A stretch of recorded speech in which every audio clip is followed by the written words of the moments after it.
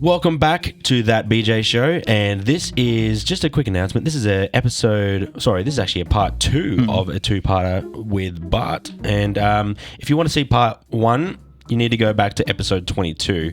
Really good conversation with Bart, all about hospitality. We got into the nitty-gritty of a lot of different things, to be quite honest. So honestly, really good value. Go back and watch episode 22. And apart from that, this is part 2, so we'll crack on to the episode. Let's crack on.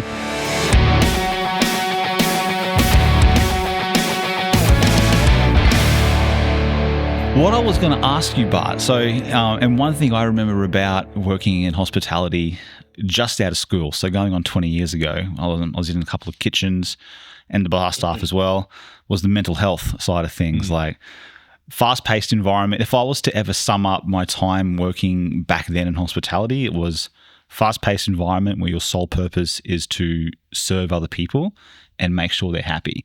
And I know so many people back then who didn't last in the job because they just couldn't cope with dealing with that stress. Like, a lot of them said every shift was just stressful. Some of them, like yourself, absolutely loved it. They thrived off just seeing people happy, constantly moving. In your journeys over the last 21 years since the year 2000, when you sort of had that first place. Thank you for that. How would you say, like, either the mental health of workers has evolved, or do you think like there's always going to be that underlying issue there, that it takes a certain person to work in hospitality? Or I don't think it takes a certain person, but it takes a certain venue. Like, you have to be aware of your staff's culture. It's culture-based. For years, my business partners and I, we've replicated this one venue, Paddy's, Beer Lux Aubrey. Like, it just had this culture. When you got a job there, people would go, "Oh, well done," and you were then part of our team.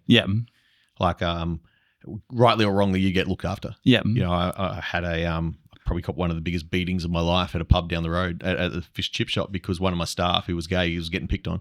So we all, I'm not a fighter, but we all jumped in and we all copped it. But, but it becomes that they're my people. So I'm sure I've been pretty lucky. I've been in these venues the whole time. I've brought other or acquired other venues for other groups to bring into a culture, which just, it's like two hammers. You roll in. This isn't how we do it.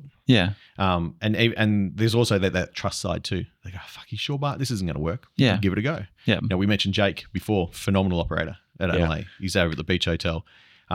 Jake's probably biggest challenge is to realize he doesn't have to do it all himself. There's a team now. And he's working through it and he's doing a great job. But again, up, down, up, down. Nothing wrong. He's still very stressed, but we're working on a way of making life easier. So I definitely feel it's definitely in the culture of the venue. And you got to know your worth. You're going to go work for someone that's not going to look after you, or just, there's a 12-hour shift. You're doing 12 till 10. That's it. Or not breaking it up, or not teaching you something while you're doing or not learning, then go somewhere else. They're out there. I suppose that's the difference too between working in a place that could just be considered a dingy pub and an establishment that prides itself on workers. Like, one of the places I worked in just out of school was one of your local pubs around Townsville, and you were just like a number there to serve beer to the local punters who were quite rude and just full of, unhappy tradies and stuff who were unhappy with their own lives, so they'd go to the pub at the end of the day to drown their sorrows and take out the frustrations and all the staff.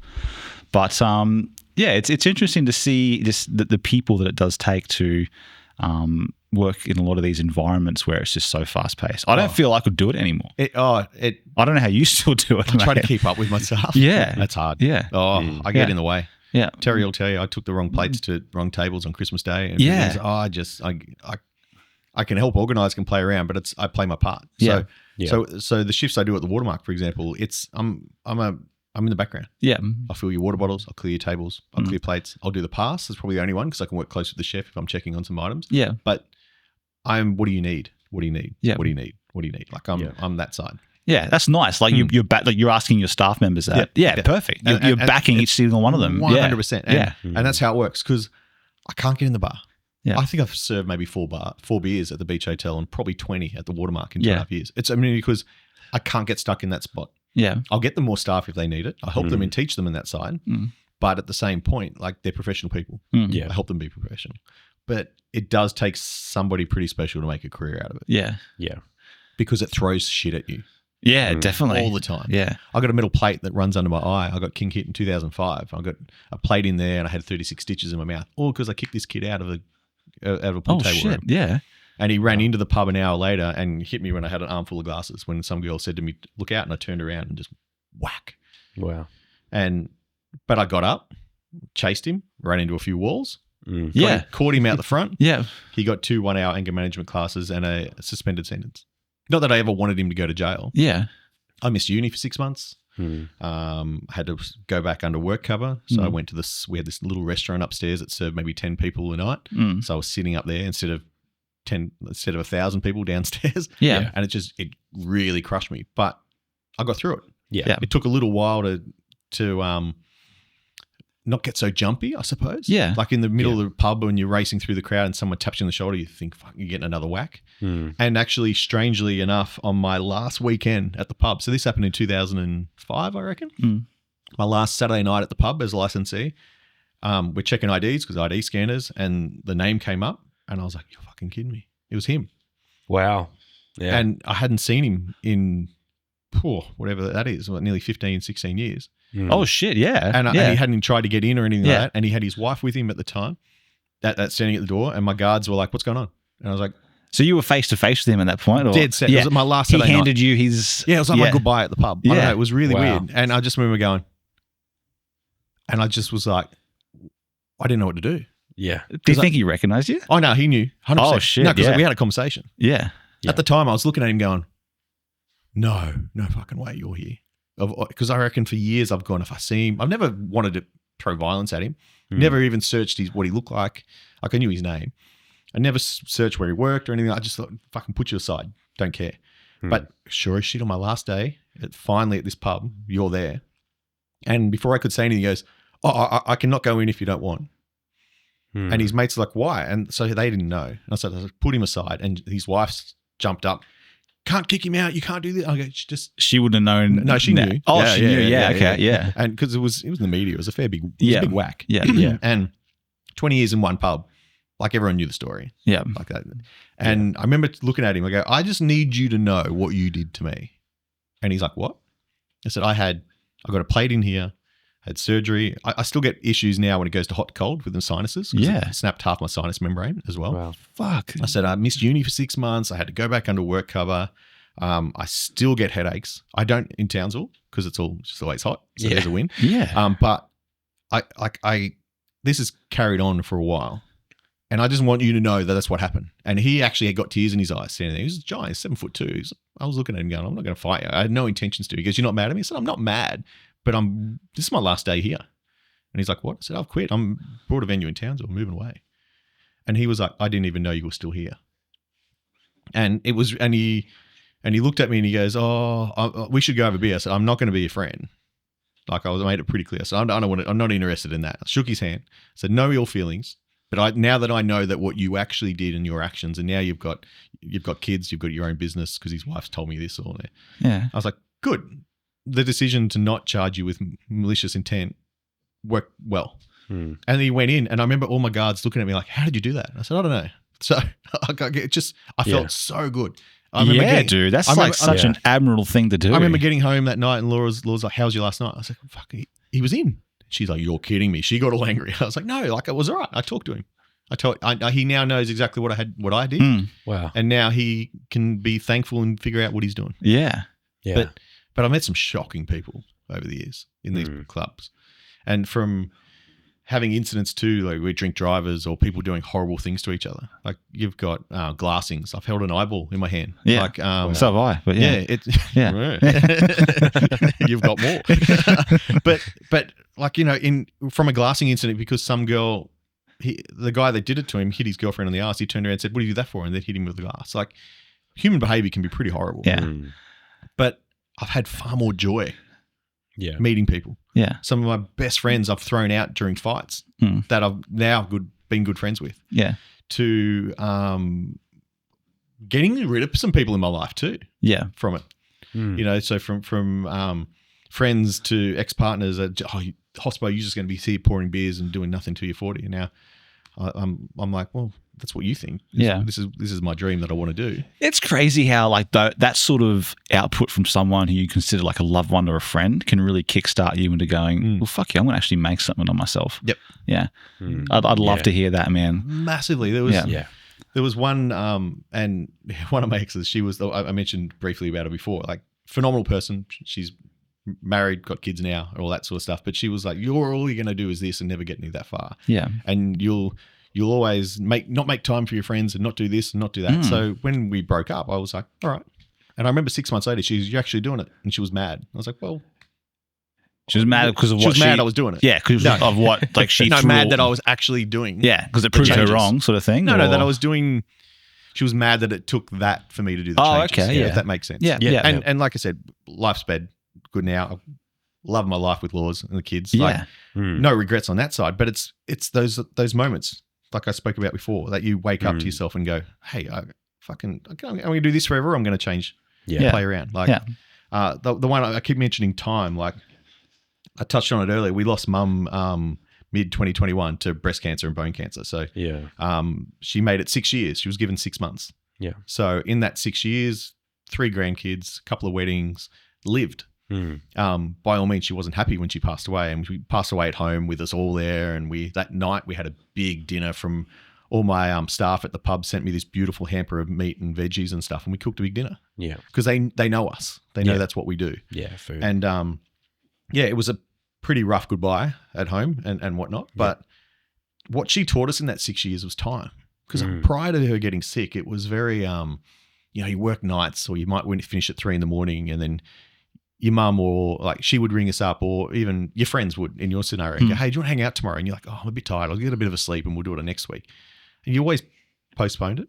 And all I could think about was all these times I said to mum, oh, I'll come next week. I'll come next week. And then as soon as we got her diagnosis, time. Yeah. I woke up tired after 4 hours sleep. Fuck it. I'll go have breakfast with mum, or I'll go catch up with a mate for a coffee.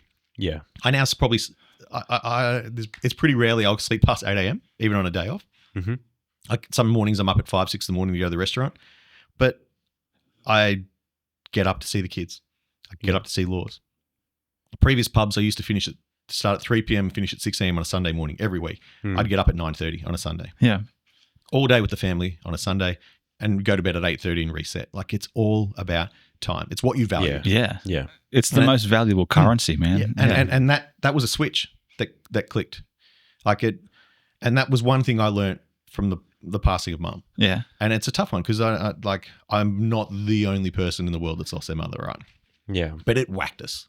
Like the oldest of 5 kids, like everybody loved my mum. Like you could not find a single person that didn't like her, to the point where we got our family home's up on a hill in Wodonga, and it looks over the valley, and it's a beautiful spot. And it's affectionately just been known as the hill. You want to go see the first, you go up the hill. Yeah. Like it's a good little vibe.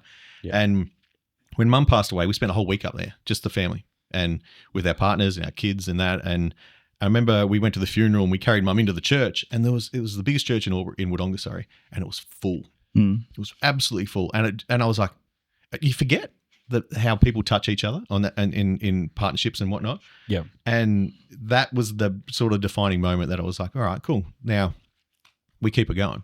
We talk about her all the time. There's a photo of her on the wall at the Watermark. Oh, really? Yeah. Okay. It's up in the restaurant. Public? Or, in the restaurant, just in the corner. That's my why. That's cool. I'll always talk about it on that side. Right. One of the first functions we had there was a couple. It was his 50th, and he was his wife's 50th, and he was going through cancer at the time, and he'd clicked. He'd seen it up there, but he'd also everyone in Townsville wanted to know me at the first start because I looked like 12-year-old kid sometimes. So they were like, you don't own a restaurant? Like it's sneaky. I kind of. So they're all Googling and playing around. And during that time when mum was sick, we found any way we could raise money for the Wodonga Cancer Centre. Yep. We made a beer with Bridge Road Brewing. I don't know if you've ever heard of Bridge Road Brewing. Heard of them, Beechworth. Yeah. We did a hibiscus ale, so it was a pink ale.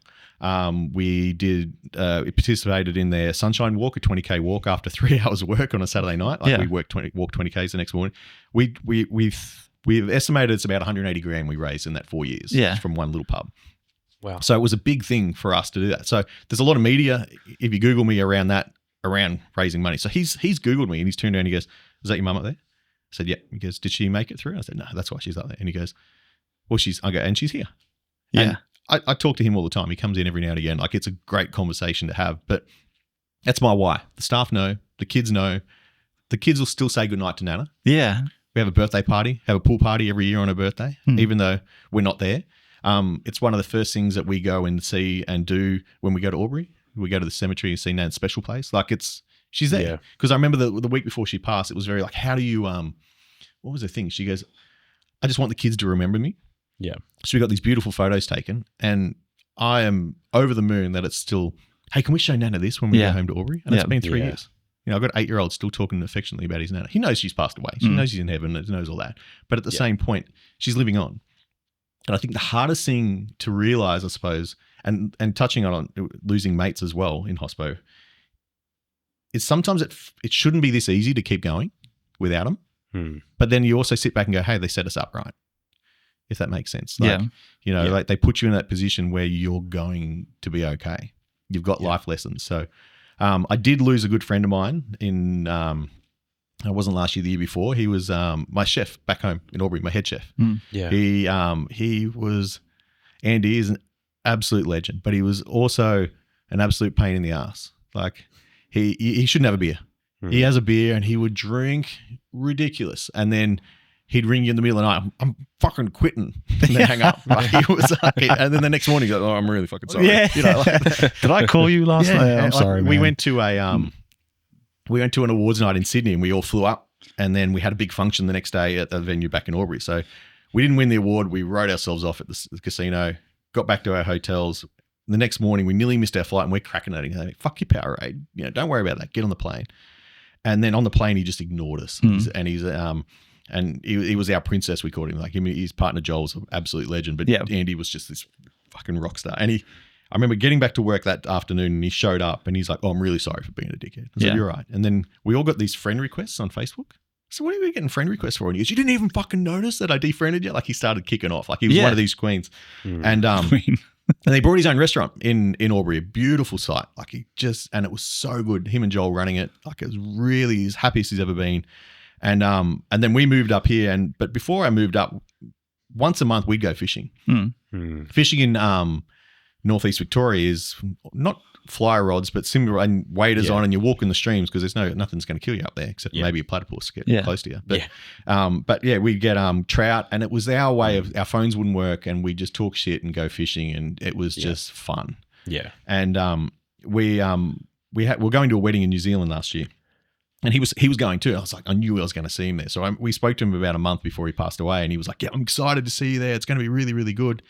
And then I got a phone call that the restaurant wasn't going too well, and he'd hung himself that night and was found not fast enough. So he was still alive. Yeah. And then they switched off his machine on his birthday, and I couldn't get to Albury to see it to go say goodbye to him. And I remember sitting on the Strand Beach opposite the Watermark. I didn't tell anyone up here because I just thought, fuck, I've got the restaurant to deal with. Obviously Laura knew and whatnot. And I remember sitting on the rock, and I don't know, I had this weird urge. So I looked at Flight Tracker, you know, the app. Like Virgin and Qantas and the normal one. Yeah. And I zoomed over Albury, and 3 jets, 2 helicopters flew out of Albury. Yeah. And that was his organs going to capital cities. Oh, yeah. And I was like, oh. And it was just, that was he's gone. Yeah. And then about 6 months later, I went to Albury on a trip home, and I just went into his restaurant, and Joel wasn't there, and obviously, and they now have the blinds down on the pass, so you can't see the chefs. And that got me. And that's what they've had to do to keep the restaurant going, because they had to do that so they knew why they couldn't see Andy. Yeah. If that makes sense. So yeah, right. Yeah. Yeah, it's a pretty tough one. And he's on my fridge at home. Talk to him at home most mornings when I open the fridge. Like, I cannot wait. I will wait till one day I get to see him and give him an absolute serve on what he done. But I truly think, it was it's a hard one. You don't want to get in people's minds at the time, but I know that he didn't like. It's not the outcome he would have wanted the next morning, just from what we'd seen. Yeah. Yeah. Do you think there are certain things working in hospitality that you would only find incredibly hard working in hospitality? Like, are there certain things, like if you think, look, like I said before, like I liken hospitality to a job where your sole purpose is to make everyone else happy. Yeah. And obviously that there can take its toll on some people. Massively. Is there, you've had a fight with your partner or with the kids or you're missing something, and then you're at home you're at work making sure somebody else is having a great time. Yeah. Fucking hurts. Yeah. I missed my brother's 30th. Yeah. We opened a brand new venue. Yeah. So we were already looking after that. There's things you just miss. Yeah. In all your years in doing what you do, what do you think has been the one thing you notice is the hardest thing that a lot of people have to deal with? Like rude customers or just living up to a standard of something, whether that be the restaurant's reputation or the owner's reputation? I reckon the hardest thing is that consistency in the reputation. You want to do what you do well. Like everybody's got that in them. They don't. If you're going to go half-ass something, fucking don't bother. Like if you set a plan and if it doesn't work, fuck, it hurts. Yeah. You know, but when it works, it's like, cool, do it again tomorrow. Yeah. Like it's, it doesn't get that extra bit. Yeah. But the effort that you put in sometimes doesn't get seen. Yep. And sometimes it's like I mentioned earlier, it's good to be told you're doing good, but you don't always get it. Yeah. As a restaurant owner or even with my business partners and stuff like that, we got to do it. Yeah. Yeah. And the staff might see the venues flying, but on your other end, you're trying to work out how to refinance for a renovation or to repay the $40,000 oven that fucking died last week. So they're looking at you like, why aren't you happy? Well, you are, but there's the next part. Yeah.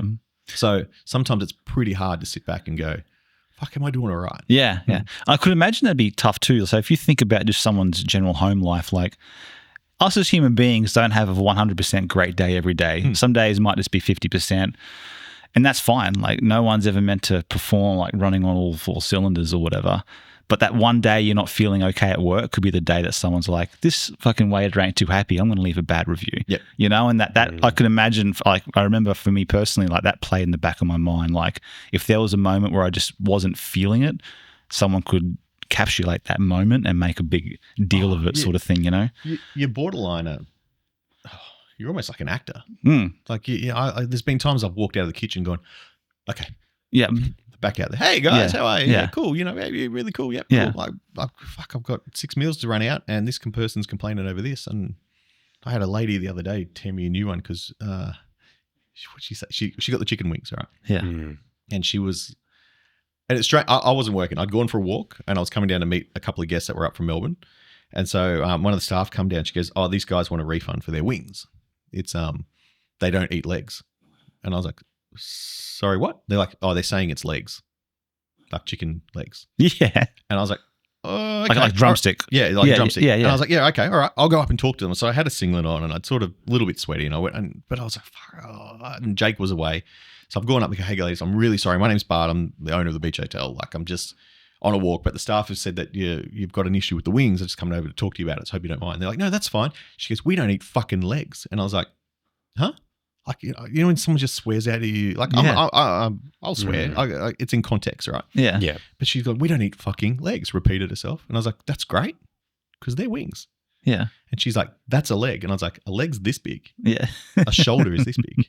And she's like, "What?" I go, "There's 3 pieces to a chicken wing. You've got the tip, the middle, and then you've got the Marianne shoulder." Yeah. And I was like, "That's what we use." And she goes, "Well, what are we going to do about it?" I said, "Well, you've eaten all the other half. Like they're your wings." And I said, "Unfortunately, I can't give you a refund." She goes, "That's rude." And I was like, "Well, you asked for one. I'm only answering that back." And she's like, "We asked what our options were." And I was like, "The options are to eat your chicken." And I was just, at that point, I was like, I need to walk away right now. And I remember looking over her shoulder and to 4 older guys sitting there having a beer, looking at me, and one guy just nodded, was like, "Fucking well played." And then I was like, cool. Because you don't always have to have the last word. Yeah. Like it's the worst part. Everybody needs, you don't feed pigeons is the rule that we have. Like don't need the last word. So I've walked away and they've kept talking and I just fucking disappeared. I was like, I ended up walking another 4Ks because I was furious. I was just like, get the fuck away from me. But so the saying is you don't feed pigeons. Yeah, that's why I look at it that. Wait, what does that mean? Don't feed the like pigeons. as an like an acronym for something. It's based on that you don't you give them something. Yeah, they come back. More of them come. Oh, okay. So we use it. Don't feed the pigeons. That's cool. I use it in more pubs and restaurants where you don't argue with people. Yeah. If you turn around and I'm just saying at the same point, be right. Yeah. But be respectfully right. Because I mentioned earlier, how can you be angry at somebody that's been nice to you? But at the same point, don't give them feed. You feed them, more come. Yeah. Like we had some venues back in the past that they used to, every time there was a bad review, they'd give them vouchers. Yeah. And then people caught on. Bad reviews, vouchers. Bad reviews, vouchers. Like feeding pigeons. Yeah. Yeah. Don't do it. Fuck, I like that. Don't feed the pigeons. Yeah, I like feed that. the pigeons. It fits into that side. Name of the episode. Yes. There you go. Yeah. I like it. But then, yeah, you just don't feed them and you don't but you don't need the last word. Yeah. Yeah. Because I remember standing on the front door with some security guards in the past and they used to fire up. We call it 1 in 100. So number 99's fine. Number 100 that'll yell at you and abuse you, they get angry. Because guards are human. Yeah. Yeah. You're human. You can only get called a dickhead so many times. Yeah. I remember this one time, he's a good mate of mine, Mika, and he got called a dickhead on the front door and he fired. I go, are you a dickhead? And he goes, no. I'm like, well, then what are you fucking worried about? Yeah. Like, it was just that whole, just relax. Yeah. Yeah. And then we brought in a little bit of a verbal judo kind of thing for the front doors of these pubs because you just de-escalate. So you'd be joking around with people. Sorry, man, I can't let you in. You're wearing your watch on the wrong side of your arm. Oh, I can move it. Nah, mate, too late. You've made your decision. Like, just creating humor with them. Yeah. And to get that extra 10-second, 15-second talk to try to figure out Your why. shoelaces are tied in bunny ears. They're meant to be the other way around. Exactly. Yeah. Can I come in tonight? No, unless you tell me what fruit's got the seeds on the outside. Oh, I'll get strawberries, mate. Too late. Go. Yeah. It's just like ripping into people on that side. But you always just don't need the last word. Yeah. Yeah. People stand there, call you every name under the sun. You give them, you feed the pigeons, they keep going. You don't turn your back, but you pay attention, stand there quietly. They get bored. Yeah. They roll away. Yeah. Do you have one horror story in your entire 21 years of doing this that stands out? No, 21, 23, 24. 24.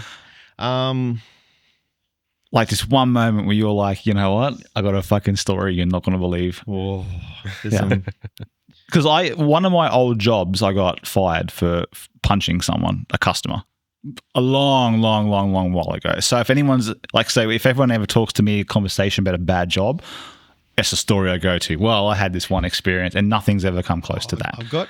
I've had some rippers. Yeah, I was a licensee in New South Wales, so you're standing out the front. You got cause to leave, so we were getting involved. I've had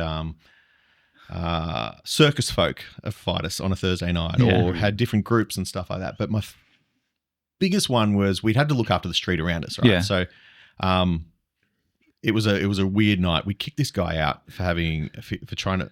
He was just too drunk. This one, and his mate instantly just tore his shirt off and wanted to fight us in the middle of the big gun. And we're like, number one, leave your shirt on. Like, this isn't happening. So we grabbed him. I don't know what he thought. There's 15 of us. Like, we don't hurt them. Just grab him, put him out the front. Yeah. And at the time, it was around Christmas, so there was this guy on the corner busking in a banana suit. Yeah. With a like a box trolley with his gear on it, playing his guitar. He was Canadian, and I didn't think too much of him. I was like, all right, he's up there in the corner. We keep an eye on it because obviously drunks attract, and if there's an incident, it's going to be my fault in the licensed venue. Yeah. So we've got old mate out the front, and I used to wear normal like a red shirt and black vest and jacket, and so you didn't know that I worked there. Yeah. I had the earpiece in, so and. It come in really handy. So he's out the front and he's yelling at the guards with no shirt on, and it's summer, so he's real sweaty and gross, and no one, and like you can hear in the earpiece the guards are like, I'm not touching him, man. Like, someone's gonna have to grab him, like they're arguing. So I took my earpiece out and was like, yeah, they're all assholes. I'm standing beside him and he's like, yeah, man, they kick you out too. I was like, yeah. And I was sort of mucking around. And then the cops were coming up. So I spun him around and then pushed him towards the cops, and they grabbed him and whacked him down. But his mates come running out, and then it was one of the few times I've seen somebody tackle a copper. And I was like, oh no. And we've thrown them off. And then he's run across the road and ran off. And then we're dealing with that. And then next thing you know, I hear this Canadian going, that's my trolley, or some weird accent. And I look up and he's running across the road with this red box trolley coming at us. Oh my God. And I'm like, this is going to hurt. And Mika and I ran at him first because we thought, and I think we were pretty squared off together. Like whenever there's an incident, the two of us would look after it. Yeah. So we're running together, and I think in our minds we're like, it could hurt one of us, but it could only might just dent both of us. Yeah. And I remember about to tackle him, and he had it behind him, and he was about to swing it, and it just stopped. And I remember looking up, and there's this banana hanging off it. This guy in the banana suit just hanging in the air, and we've tackled him to the ground, and he just pulls a trolley off him and then walks off. And then there was just shit going on everywhere. And I just remember coming back afterwards like, would you have ever believed that we were going to be saved by a man in a banana suit? Yeah. And Mika's like, no, I know. It's weird, isn't it? Like, it's just a real shocker. Yeah. But I've had some ripping fights that we've just had to break up. Yeah. Like, one was a big army one around the corner. And it's in New South Wales. Like, you got to give someone permission for you to hit you. for them to hit you under the law. So I'll pull this army guy off and I'm holding him there like, mate, relax. And he's like, yeah. And he keeps swinging at me. I was like, what are you doing? He goes, I don't give a shit. I said, mate, stop hitting me. He goes, well, you can hit me. And I was like, can I? And I had the camera on. I was like, can I? And he goes, yeah, I'll give you permission. So I've just gone whack, gave him one in the nose. And it was under the cameras under the street as well. And the police come and they saw it and they were happy with it. First week of owning the Watermark, he's in having lunch. Yeah. And I'm like, holy shit. I've moved to the other side of Australia and here you are. Yeah. And he's come up and he goes, lunch was really good. It was really great. And he goes, do I know you from somewhere? I said, nah, man, I don't reckon you do. I was just like, having a look at him. So there's been some funny, good stories, but also it's just been some horror injuries. Like a kid losing his eye to a young 18-year-old girl buying drugs off another girl in the venue. Yeah. And then getting taken back to a hotel with 6 blokes. Yeah. Oh, fuck. Like we've had some things that we've had to deal with. Yeah, shit. And help the police with Oh, man. that we can't share with these other people in the venues. Yeah. So that's probably taken its toll on me. Especially when we shut our nightclub, there was girls taking ketamine that were just 18, maybe 40 kilos. And they're out cold. Like we were doing CPR and that's out of your control. You've got the guard. You're kicking people out. You've got cameras everywhere trying to catch this. So that was I think that was the point when I had enough with nightclubs. I was very, the adrenaline kind of wasn't there. Yeah. Yeah. And when I was like, oh, hang on, why haven't I got the shakes and not feeling weird when this is happening? And people are getting hurt on the other side. So we shut them down and open bars and foods and restaurants. Yeah. And don't look back. Yeah. More work in the restaurants. Yeah. Yeah. But you've got to look after your staff and yourself. Yeah. Because there is times where I've had tough days. Like the pressure of moving all the way up here. Yeah. Yeah. The pressure of, am I doing the right thing by my family? You know, am I doing the right thing with my business? You know, is at the end of all this, I'm not going to retire, but it's going to set us up. Yeah. And we've had an adventure. Yeah. I found the joy in the journey. Yeah. Yeah. So I've met some great people up here. I haven't got the closest friends up here yet, but at the same point, it's not from lack of not wanting it. Yeah, definitely. You know, it's just more of a jumping around. Yeah. And it is quite nice. You mentioned earlier, like I've met Courtney at the gym and Pete at the gym, and to hear other gym comers coming to the restaurant and go, oh, Pete spoke really highly of you. Yeah, yeah. You know, and it's just like, well, it's at the same point, you're just being nice. Yeah. Yeah. You know, we do a gratitude thing through our company, and some of the res team rang me the other week and was like, oh, we just wanted to reach out and make sure you know that, like, thanks for taking all our calls and helping us with all this. And I was like, don't thank me for being human. Yeah. Yeah. You know, I find it hard with that, but you just got to be nice. Yeah. And that's it. Yeah. And if someone's not, it's like Roadhouse, the movie. You remember that one? Yeah. Yeah. You just be nice. Yeah. Just keep being nice. And if someone's not nice, well, then still be nice. Yeah. Like, it's it. It only affects you if you're not. That's right. I don't want to carry your shit home if you've got the shits. Exactly. Yeah. I actually live by that motto of like, and I don't do it perfectly. Obviously, all of us have our own days, but you know, you just be a nice person. Yeah. Like, honestly, that's all it takes is just for you to flick a switch in your brain. You think, today I'm going to be a good person. Like, and I actually try to teach that to my daughter too. She's 6-year-old. I do my own thing to help her, encourage her just to be a nice person. Yeah, sure, she may act up, you know, she may have her time where she's like, I really don't like the fact that you didn't give me my drink. When I wanted my drink. Yeah. But you know, you teach her, you teach your kids to, you know, be a nice person. At least, you know, if you don't like the fact that I didn't let you have your drink when you wanted it, that's fine. You can have those feelings, but and that goes back to what we've spoken about on the podcast before a lot of the times, where it's just sometimes you do have to let yourself feel the feelings. Oh, exactly. It's There's one thing we used to use for a while. Like anytime my staff used to argue with each other, it's healthy. Yeah. I'm not asking you to be best friends. You got to argue your points across and that. But rightly or wrongly, somebody's thinking this way. Yeah. And what's your position that you play in it? And it's one duty manager. He couldn't understand why this staff member just had the shits with him. I was like, maybe you won't.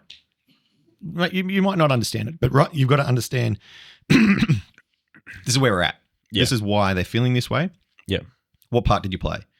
Wasn't your fault? Cool. What can you do to get them out of that? Yeah. Yeah. It's exactly how it looks. And it's simple, but it's the hardest thing to teach people.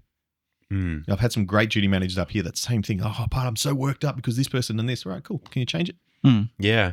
Well, would you say that that's probably the best piece of advice that you could give to anyone in hospitality when it comes to mental health and when it comes to having that good balance of like work-life balance? The word work-life balance gets thrown around a lot. Oh, I hate it. But honestly, when you actually look at it, come back to a realistic point of view where it's you've got to live your life, you've got to go to work, you've got to maintain some level of stability, and you got to love your life. And would you say that that's probably one of your biggest pieces of advice? It is the number one. Like the words work-life balance, it comes up in all of our venues, and I can't stand it. Yeah, like I'm like, that's like water or food. Like you got to have both. Yes, it is. Like, exactly. You can't complain about either one. Yeah. You got to make life balance work, and you got to make work balance life. I hate hearing it. It just drives me mad because it's what you value. Yeah. You got to absolutely value. I value my restaurants running well, and I value working with my staff to help do that. But I also value my family, time with my wife and my kids and my friends. Yeah. There's a Green Lights from Matthew McConaughey. I don't know if you've read that book. I haven't read it, but I know it. Yeah. Yeah. I've probably read it, that and Unreasonable Hospitality, like once a month. I don't know. I just pick it up and listen to it, or even the podcast, or his the audiobook there. He talks about it. There's he has like a ledger, a bank account, and I probably do it maybe once a month. There's a book on my bedside table. I'll write in there going, cool, work's going good, family's going good, kids going well. Oh, you know what? I haven't spent that much time with Laura because she's been working night shifts and day shifts and that. Right, cool. This week I need to put a little bit more here, a little bit more here, a little bit more here. It's just that visual, or force think to remember what you value. Yeah, because you know what you value. Yeah. But then there's also that you got to put away the shit that doesn't matter. Yeah. Like, I've got to go write these run sheets for that. You know what? No, number 9 on my to-do list could be number 1 on Jake's. Yeah. Yeah. Because it's a different set in that. And so you've got to like spread your love around. Yeah. But it's not easy to do because so there's that ability of like, I want it done right. But fuck, you can't do it all. Yeah. Yeah. Well, you know what? Just you talking about that as well actually reminds me, because you strike me as you are a family man. Like that, I can pick that up from you. But there's this story. I don't know if you've seen the story. I'll see if I can remember it off the top of my head. But basically, there's a story. It's a written word type of thing with just a photo of a kid with her dad, and the kid comes to her dad and says, "Dad, how much money do you make at your job?" And he said $150 an hour, something like that. And she said, "Well, Daddy, can I please have $100 an hour?" And she said, "Well, Daddy, can I please have $50?" And he said, "Just no, I'm not giving you money." And he stormed off. And the kid had $50 saved up already. And I'm butchering the story.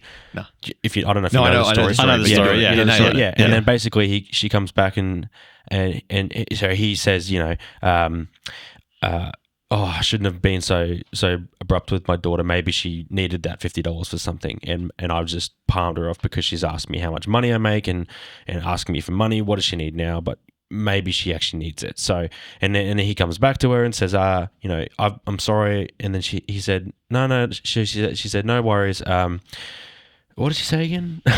Basically gives her the 50 and says she now has $100. Basically, the end of the story, as we both know, and sorry for the listeners who had to go through that terrible explanation of the story, is that basically he ended up giving her the extra $50 and she had $100 so that and then she said to him, "Daddy, here's $100. I want an hour of your time." And that one story I've seen it time and time again. And it strikes a chord with me because it goes back to that time is invaluable. Like massively, yeah. Yeah. I get it from Arlo a little bit. Yeah. Probably because my hours aren't always the same. Yeah. I can go in at 5 a.m. I could be there at 10 o'clock at night. I could be back in there, in and out. It's not that often because like I said, I've got the teams where they are and there's other roles that I can be more successful with. But there's times where I've gone to go to, and he'd be like, "Oh, you're going to work. I want to kick the footy." Yeah. And fuck, it melts you. Yeah. It melts your heart, man. But we book it in. Yeah. I'm doing makeup with Penny tonight. She wants to do a makeup. Laura's at night shift, so she wants to practice her makeup. She's 6, right? She wants to do it on my face. I was like, sure. I'm going to hide all cameras in the house, right? Yeah. But it's you've got to do it. Yeah, exactly. And I've got pretty high blood pressure. It's just a family trait of being Polish and working in hospitality, and I've got to do a little bit more fitness, a little more walking. So we go for walks most night, and we take a ball. Yeah. And Arlo and I are just talking now, and he's throwing a rugby ball or an AFL ball, and it's just fun. Yeah. And it's just like, hey, how good is this? Yeah. You know, we went down to the street. He's furious at the moment because I'm happy. NAFA's down there. Was it the North Australian Festival of Arts? Great event. But his Strand Park's gone. It's covered in, he can't kick his ball, so we're going to go further down. But he's just fun and he gets it. Yeah. And then it's this inquisitive. And I touched earlier on this show, I don't know if listeners have ever watched it, but it's called Sweet Tooth. It's on Netflix. Yeah. It's a bit of an end of the world kind of hybrid kid thing, but we watch it with the kids. And it's about innocence. And that's the joy I'm getting out of this show. Like there's this little kid that doesn't know. He's asking why. Yeah. And it's just like, and you forget the kids, they're learning. Yeah. And you blink before you know it. I remember that halfway through prep, we're in the car and we're driving home and he's like, stop. And I was like, he's just read a stop sign. Yeah. And I was like, so good. How old is he? He's 8. He's 8. Yeah, he's in year 2. So this was back in prep. He did all this. Yeah. But I was like, hang on, I was changing your nappies not long ago. What's going on? And now he goes, throw me your times table, and he can spit it out real quickly. Yeah. And I'm just like, how clever is that? And he does it under, like, his 6 times tables are phenomenal because he does it under AFL scoring. Like, he figures it out that way. But he's straight down the line. And then you've got Penny, who's just this phenomenal little girl. Like she's going on 21. She's a hard ass. Yeah. Like the other morning, come on, babe, we're going to be late for school. We need to go. She goes, I'm going as fast as I need to. And I was like, oh, you now. Sassy. You know, yeah. And it comes back through. And I feel that. But that's the challenge you get. But I'm not going to miss it.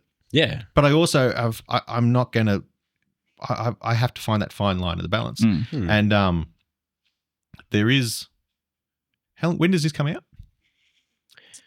This will be coming out in somewhere in November. Yeah, cool. Yeah. So there is a third child coming in Jan. Oh, nice. Which will tell a few people back home next week. Yeah. So spoiler alert for Congrats. those ones in. Yeah. So to us, it's about life's good. Why don't we let's populate the world and bring joy. Yeah. Like, you know, like we joked that this one might love us a bit more without giving us that much grief, but it's not that way. Like it's about why not share that. Yeah. And the congratulations, by the way. Thank you. That's really cool. Yeah. Yeah. It's something else to put on your plate. Yeah. And that's what everyone Pun else intended. Said. Very yeah. But it's working out my venues to be that same thing. Yeah. Where I can work through and be through. Yeah. And they're excited when I tell the staff, they're like, yes, another one. Yeah. You know, like, but it's life. Yeah. You got to get in it and have a go. And I have my bad days. Like I'm not always the happiest bloke you've ever met. I get that. You know, you got your restaurants and you're like, fuck, this is going wrong, or home, or you have this argument, I have to go to work. Like you got to fuck around. But and especially with Laura's work, it's 6 till 6 or it's 6 like AM or PM. So you've got to balance that around. And having the restaurants is probably giving me a bit more flexibility to do that. Yeah. Yeah. But it's the joy you get from your customers and your staff. Like, and your suppliers. It's everybody in the whole circle. Yeah. Yeah. If you can constantly see a smile on everyone's face that you're around, if you've got a smiling family, you go to work where your customers are smiling, your workers are smiling, like the vibe can just be incredible if you're constantly around positivity like that. Exactly. And I try to do that with everything I do. Like if I go to even if I get a cafe to get my coffee in the morning, right, that's not one of ours. Like if they're not vibing, I fucking go somewhere else. Yeah. Even with gyms. You know, I went to a couple of gyms up here and then I started going to a tour, and a tour, like, it took a while to get everyone talking in that room, but Pete's got a great environment in there. And that's what I've got my time outside of work that I'm going to go meet. Yeah. But then it's also, there's a bit of naivety when you meet different people too. Like I've got a lot of the Cowboys guys that come into the restaurant, for example, and I had no idea who the fuck they were. I remember talking to Scott Drinkwater a fair bit prior to that preliminary final where they played the Eels. And that morning they're in having breakfast. And I was like, oh, you going to the game tonight? And he's like, yeah, yes, I am. And he had a laugh. He goes, well, I play for him. I said, mate, he's just been Scott. Like, you know, you just, and I think it's just being genuine, meeting these people. Yeah.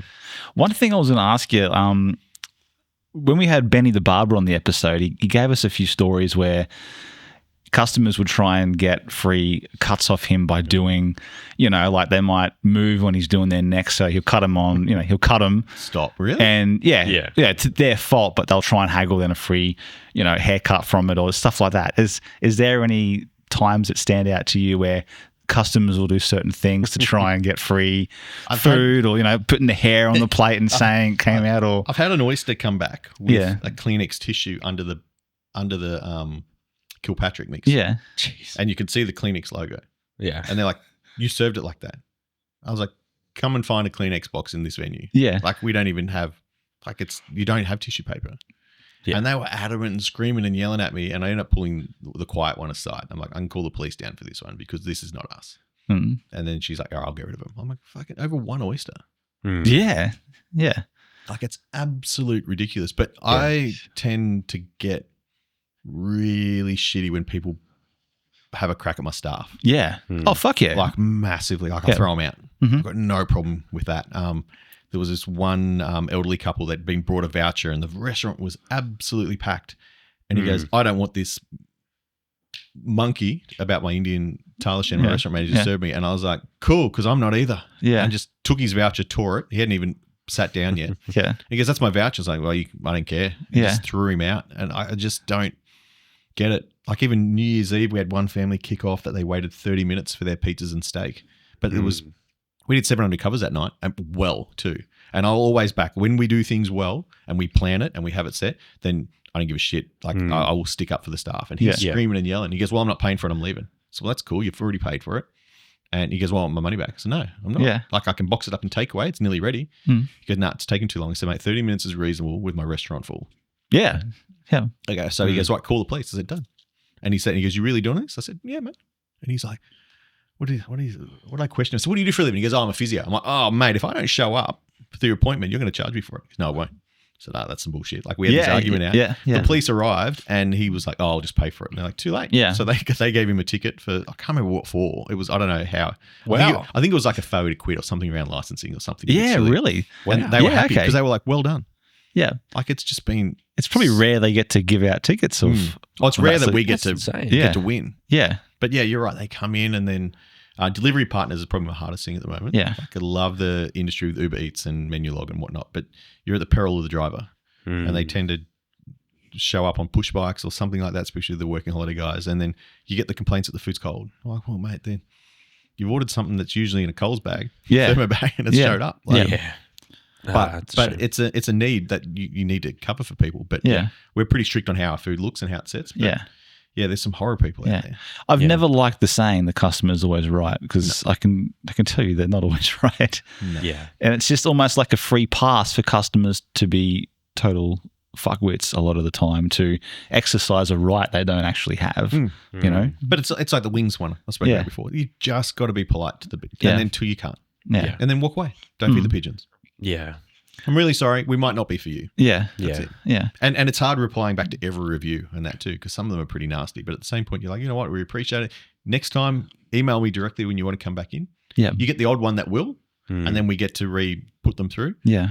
With our booking system, if they book again, it'll tell us they gave us a bad review in the past. So you turn it up to 11 and just make sure it's done well. But it's just tough on how it takes its toll on the staff and yourself. Yeah. When have you ever had, like, have you gone overseas to eat a lot, like in some of those other countries when they're really heavily reliant on tips for their waiters? Yeah. My brother and I spent 2 weeks in New York. Yeah. I know a few people who have gone over there, and he says the service over there is incredibly at a new level because they're making their money off the tips. Like the wages over there aren't anywhere near what they might get here. We went to Mamafuka Noodle Bar in New York. Yeah. It's the first ever ramen I've ever had. Ruined me now because I can't have it anywhere else. It's so good. And they deliberately have shitty chairs to make you feel uncomfortable because they want to flip the tables.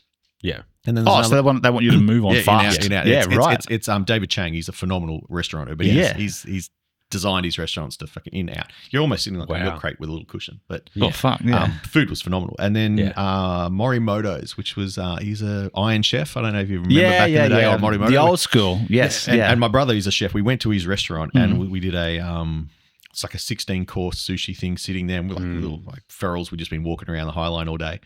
And we sat there and the apprentice was doing it all and he fucking burnt everything. He fucked everything up. And I thought, to me, it was like a phenomenal food, but my brother was furious on that side. And then around the corner from where we stayed, there was another Morimoto's and Jake was sleeping. I went in there and this is that sort of place you were talking about. Like you roll in and she looks like the secretary from Suits. She's at the front door. Yeah, you know, she seats you down.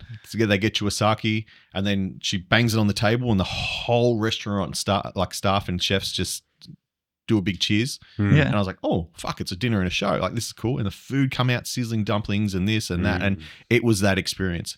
And people, I was watching it sitting near the cashier, people were paying $80, $90 in tips because it was it. Yeah. It was an experience. Yeah. And you know what? It'd be a good culture. Yeah. Yeah.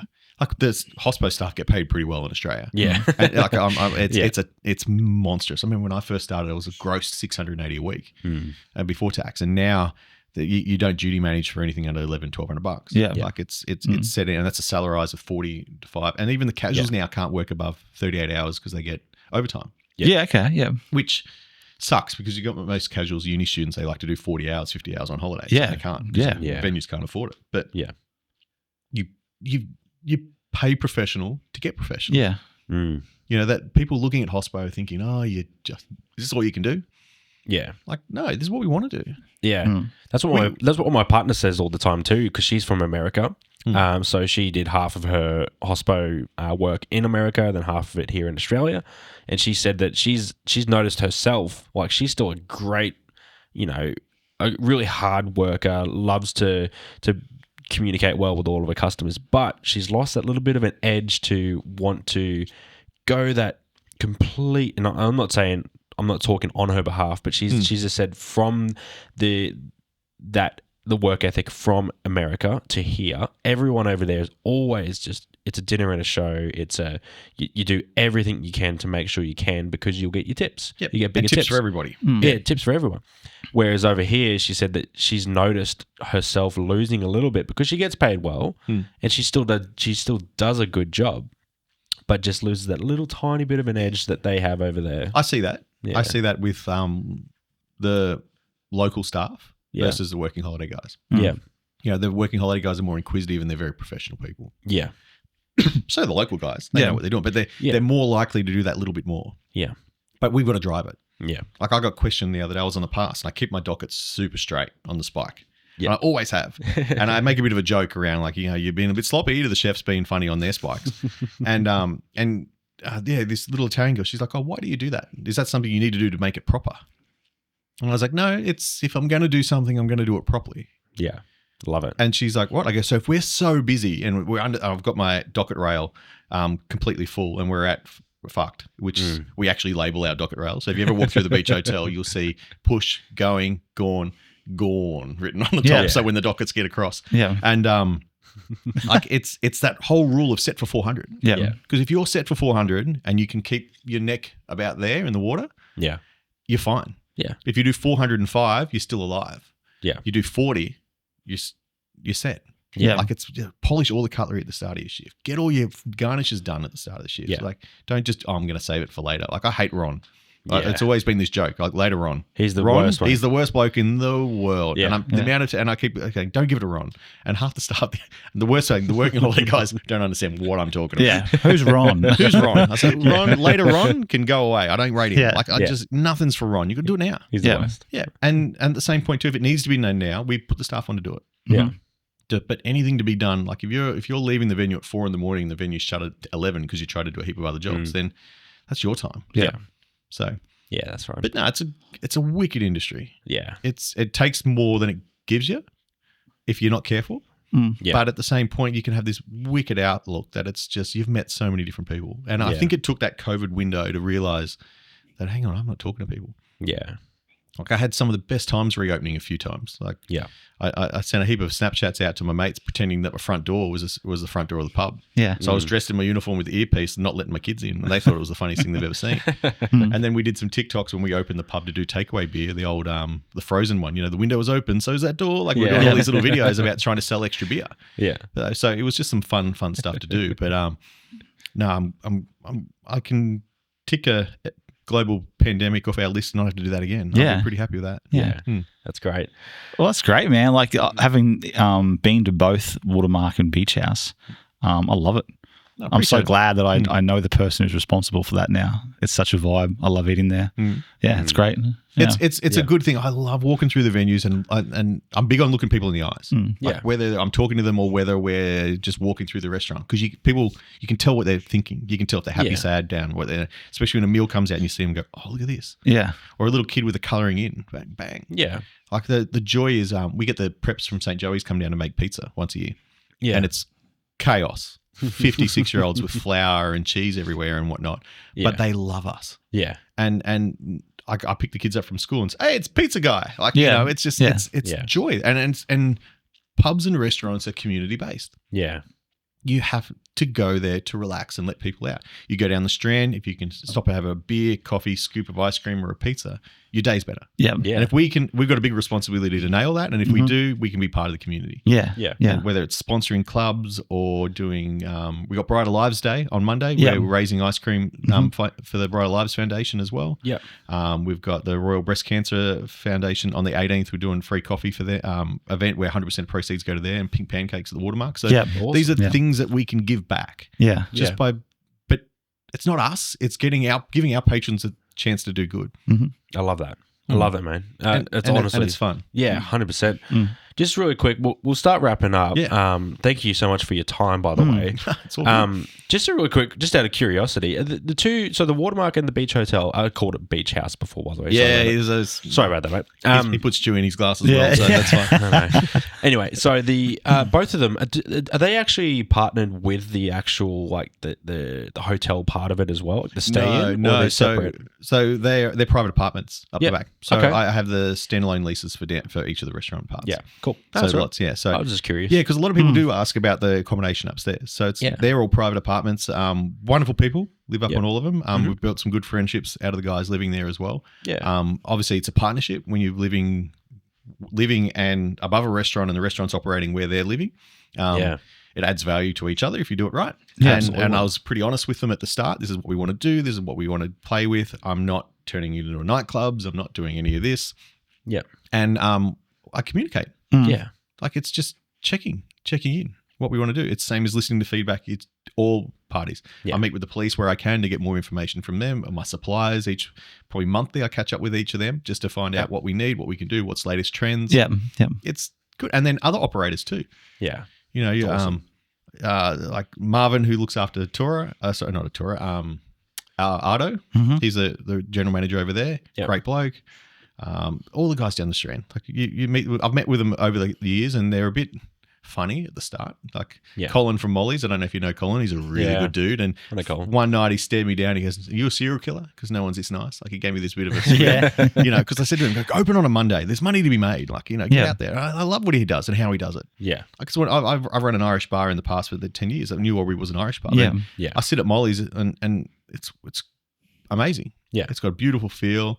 Furious about that neon light that he's got on the wall about the shindig. I was like, how have I not thought of that? As soon as I saw it, I was like, this common sense. Every Irish pub should have that. Yeah. But he's done such a great job. And there's phenomenal operators in Townsville. Yeah.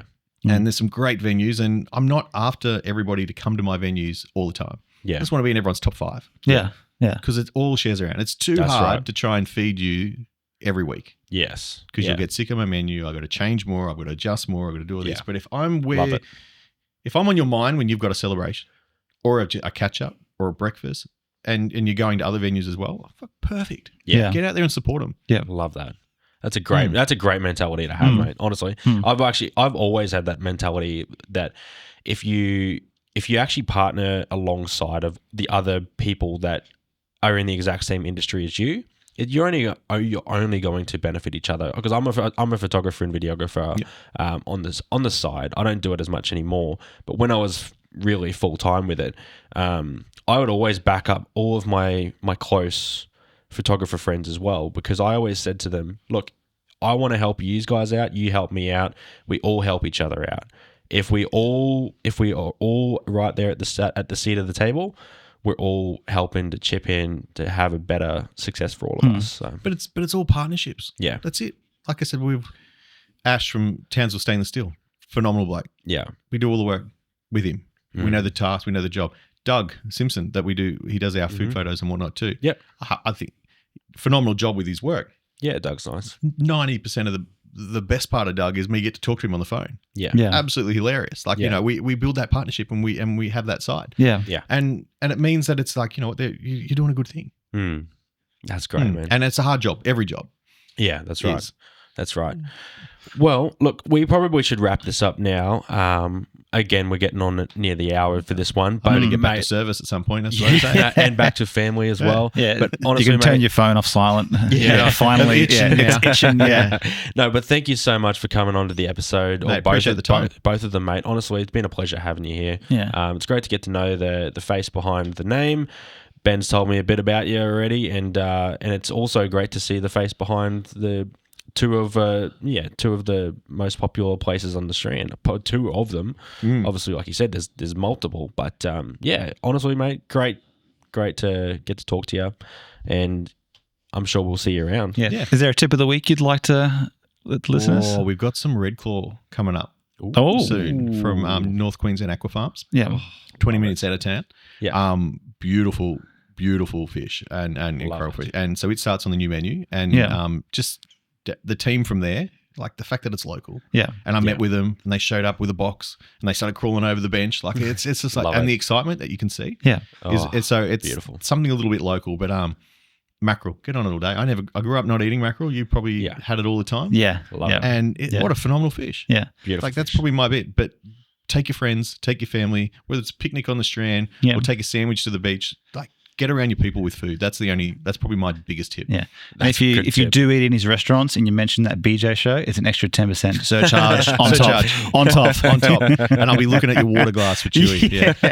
Yeah. Awesome. Well, we'll wrap this episode up, and all the links to what we do are down below. We're sure to pass on your details to everybody. And where we are. And Watermark, the Beach Hotel. Beach Hotel. Not Beach House. That's it. And just be kind. Yeah. Be kind. Be kind. I like that. Very, very nice. Thanks very much, Bart. Thank you very much. Thank you. And we'll see you guys in the next episode. See you guys. See ya.